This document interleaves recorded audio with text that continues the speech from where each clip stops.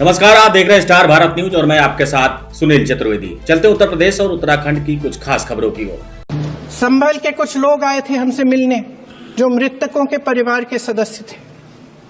उसमें 2 बच्चे थे, अदनान और उजैर।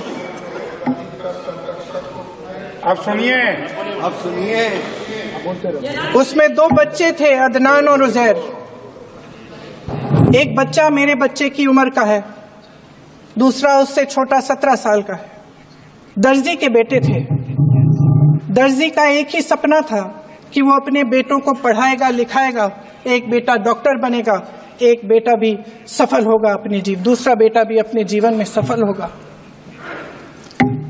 उनके पिताजी हर रोज उनको स्कूल छोड़ते थे।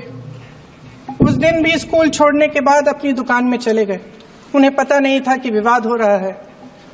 उन्होंने भीड़ देखी, घर आने की कोशिश की तो पुलिस ने गोली से मार डाला। वो 17 साल का बच्चा अदनान मुझसे कहता है, वो 17 साल का बच्चा अदनान मुझसे कहता है कि मैं बड़ा होकर डॉक्टर बन के दिखाऊंगा, मैं अपने पिता का सपना साकार करूंगा। ये सपना, ये आशा उसके दिल में हमारे संविधान ने डाली। अध्यक्ष महोदय, हमारे देश के करोड़ों देशवासियों के संघर्ष में, अपने अधिकारों की पहचान में, इनकी कठिन से कठिन परिस्थितियों से लड़ने की अपार हिम्मत में और देश से न्याय की अपेक्षा में हमारे संविधान की ज्योत जल रही है। मैंने हमारे के साथ साथ ये भी समझा है कि हमारा संविधान एक सुरक्षा कवच है, एक ऐसा सुरक्षा कवच है जो देशवासियों को सुरक्षित रखता है, न्याय का कवच है, एकता का कवच है और अभिव्यक्ति की आजादी का कवच है।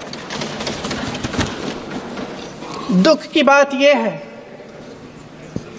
कि मेरे सत्ता पक्ष के साथी जो बहुत बड़ी बड़ी बातें करते हैं, इन्होंने इन 10 सालों में यह सुरक्षा कवच, सत्ता पक्ष के मेरे साथियों ने ये सुरक्षा कवच तोड़ने का पूरा प्रयास किया है। संविधान में सामाजिक, आर्थिक और राजनीतिक न्याय का वादा है। ये वादा एक सुरक्षा कवच है जिसको तोड़ने का काम शुरू हो चुका है। लैटरल एंट्री और निजीकरण के जरिए ये सरकार आरक्षण को कमजोर करने का काम कर रही है। जिसका नाम लेने से कभी कभी आप झिझकते हैं और कभी कभी उनका नाम धड़ाधड़ इस्तेमाल किया जाता है अपने आप को बचाने के लिए। उन्होंने HAL, BHEL, SAL, GAIL, ONGC, NTPC, railways, IIT, IIM, oil refinery, तमाम PSU बनाए। अध्यक्ष महोदय, उनका नाम पुस्तकों से मिटाया जा सकता है, उनका नाम भाषणों से मिटाया जा सकता है, लेकिन जो उनकी भूमिका रही इस देश की आजादी के लिए और इस देश के निर्माण के लिए, वो इस देश से कभी मिटाया नहीं जा सकता।